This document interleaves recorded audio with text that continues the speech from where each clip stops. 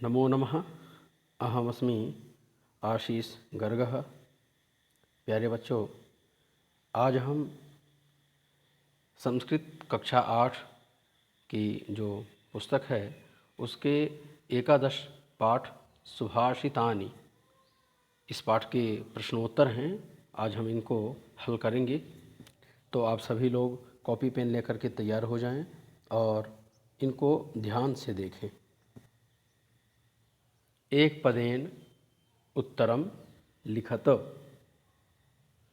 जैसा कि इसका वीडियो पहले बना दिया गया है, आज इसके प्रश्नोत्तरों को कराया जा रहा है। तो प्रश्न देखेंगे। एक पदेन आपको लिखना है। एक पदेन अर्थात एक पद में ही आपको उत्तर लिखना है। तो संपत्तौ विपत्तौ च केशाम एक रूपता, अर्थात संपत्ति और विपत्ति में किसकी एक रूपता होनी चाहिए। तो आपका उत्तर हो जाएगा महताम, महताम एक रूपता। सेकंड नंबर पे चलेंगे। अस्त समये सूर्यस्य वर्णः कः भवति। अस्त समय में सूर्य का वर्ण कौन होता है या कैसा होता है। तो उत्तर हो जाएगा ताम्रः। तीसरा नंबर देखेंगे। ग नंबर, नरत्वम दुर्लभम कुत्र। जो नरत्व है अर्थात व्यक्ति का जो व्यक्तित्व है वह दुर्लभ कहाँ है। तो उसका उत्तर हो जाएगा लोके। क्वेश्चन नंबर 4 देखेंगे हम। घ नंबर, केशाम वसुधैव कुटुंबकम। किसका वसुधैव कुटुंबकम है, अर्थात किसके लिए पूरा विश्व ही अपना परिवार है।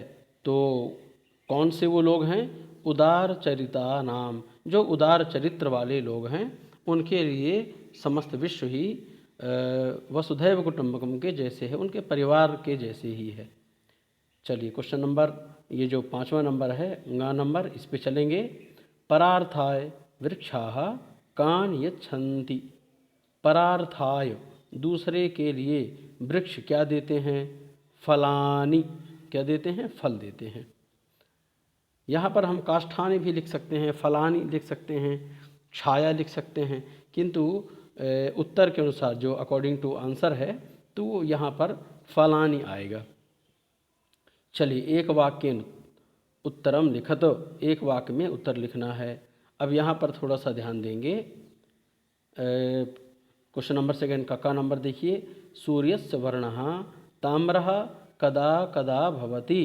सूर्य का वर्ण ताम्र कब कब होता है। तो अब ये जो उसका उत्तर है तो ये आपको कहाँ पर लिखना है, कदा कदा के स्थान पर। तो उत्तर क्या हो जाएगा आपका पूरा, सूर्यस्य वर्णः ताम्रः उदय अस्त समयोः, उदय और अस्त के समय में होता है। ठीक है, यहाँ पर इसे लिखना है और बाकी पूरा जो सेंटेंस है वो सेम जाएगा।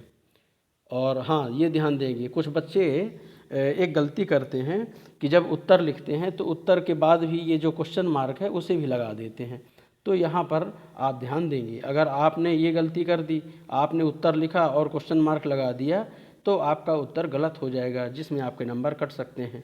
ऐसा तो ये हम ध्यान रखेंगे कि कौन सा प्रश्न है और कौन सा उत्तर है, क्योंकि इन्हीं के माध्यम से हमें पता चलता है प्रायः। चलिए क्वेश्चन नंबर 2 में, 2 का ख नंबर, इसमें हम चलेंगे।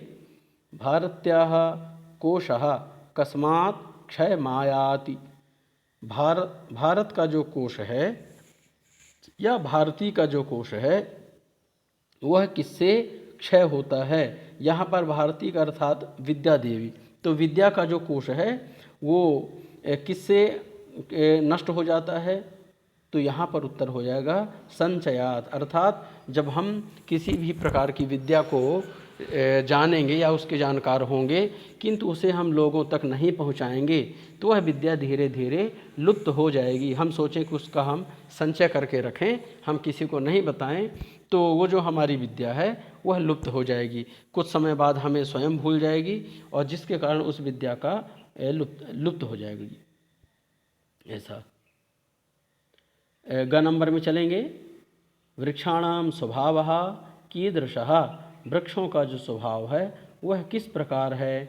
तो उत्तर क्या हो जाएगा, वृक्षाणाम स्वभावः सत्पुरुषा इव, वृक्षों का जो स्वभाव है वह सत्पुरुषों के जैसे होता है, ऐसा। चलिए घ नंबर में चलेंगे। न्यायात पथः पदमपि, यहाँ पदम अपि को अगर संधि विच्छेद करेंगे तो पदम अपि हो जाएगा, है ना। चलिए पदमपि के न विचलन्ति, न्याय के पथ से एक पद भी कौन विचलित नहीं होते। तो जहाँ पर के लिखा हुआ है यहाँ पर आपको क्या लिखना है, धीराः। क्या लिखना है, धीराः।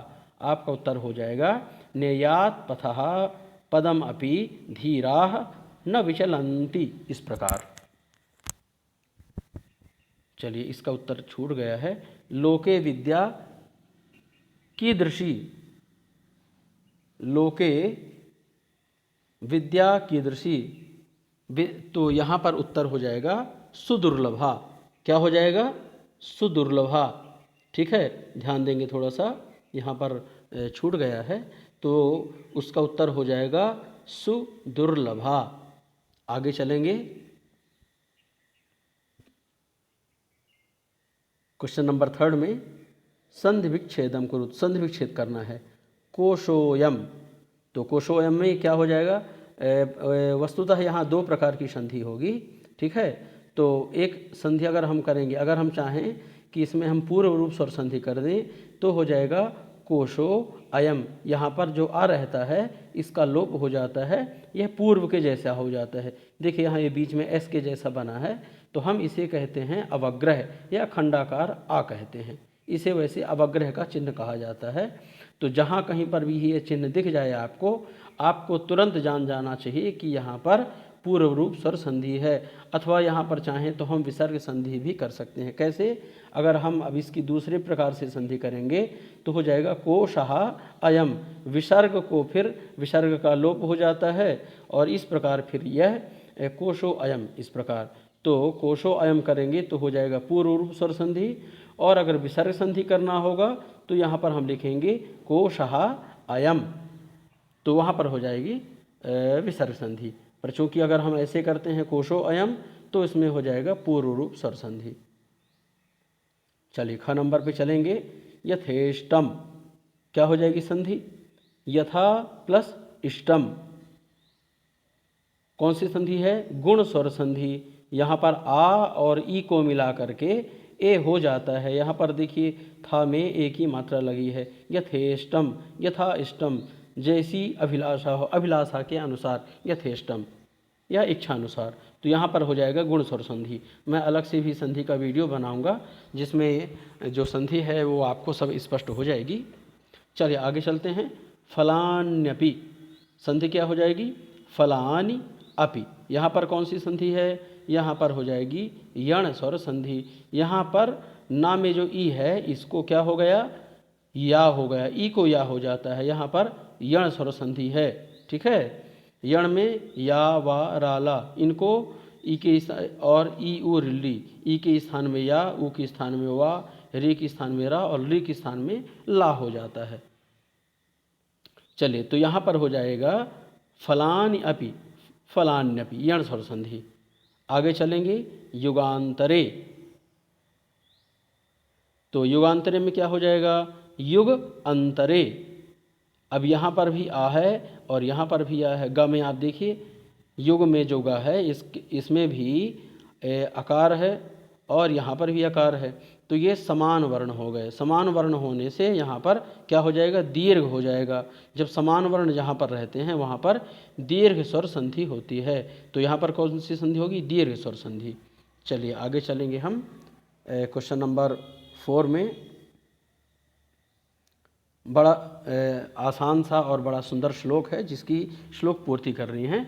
श्लोकम पूर्यत विना वेदम विना गीताम विना रामायणीम कथाम विना कविम कालिदासम भारतम भारतम नहीं। आप चाहें तो वीडियो को रोक करके और इसका स्क्रीनशॉट भी ले सकते हैं, तो आपको स्पष्ट हो जाएगा। ठीक है, अब हम चलते हैं क्वेश्चन नंबर 5 में, जिसमें उचितम मेलयत, उचित जोड़ियों में मिलान करना है।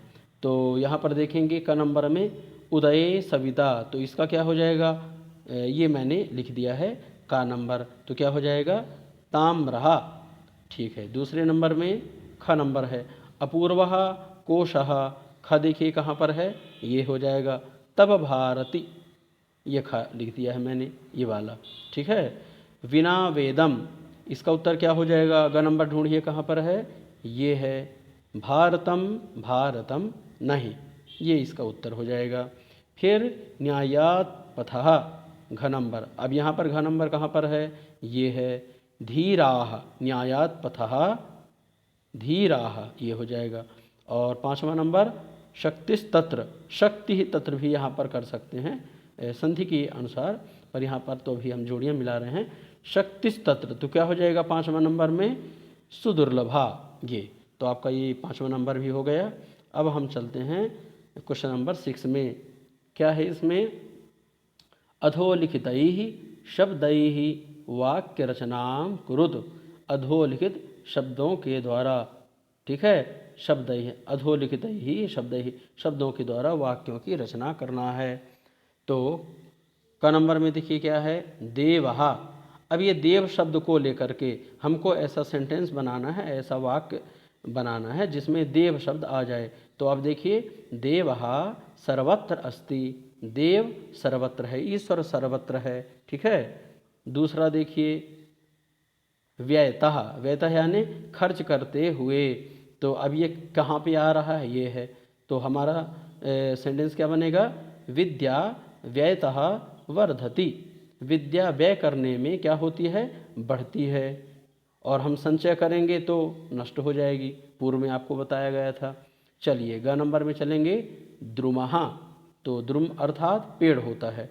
अब यहाँ इसका जो वाक्य है क्या हो जाएगा, द्रुमः फलदायकः, जो पेड़ होता है वह कैसा होता है, फलदायक है। ठीक है, चलिए घ नंबर में देखेंगे, लक्ष्मी, क्या हो जाएगा, परिश्रमे लक्ष्मी, परिश्रमे वसति लक्ष्मी, परिश्रम करने में या परिश्रम में लक्ष्मी का वास होता है। इस प्रकार फलानि, यहाँ पर देखिए वृक्षः फलानि यच्छति, वृक्ष क्या देता है हमें, फल देता है, वृक्षः फलानि यच्छति, वृक्ष हमें फल देता है। तो प्यारे बच्चों, आशा करता हूँ ये वीडियो आपको समझ में आया होगा, पसंद आया होगा। तो आप लोग इसे ज़्यादा से ज़्यादा शेयर करें, लाइक करें, कमेंट करें। अगर आपको इसमें कोई समस्या हो तो आप कमेंट बॉक्स में जा कर के और अपनी समस्या बता सकते हैं, या कोई अन्य सुझाव हो तो आप उन सुझावों को भी इसमें लिख सकते हैं, ताकि हम आपके अनुरूप वीडियो में सरलता और जो भी आपके हिसाब से करना चाहिए तो उस पर हम ध्यान देंगे। और इसे जिन लोगों ने अभी सब्सक्राइब नहीं किया है चैनल को, तो आप लोग इसे सब्सक्राइब कर लें, ताकि आने वाले जो वीडियो हैं वो आपको समय पर मिलते रहें। तो प्यारे बच्चों, मिलते हैं हम अगले पाठ में, तब तक के लिए नमः संस्कृताय।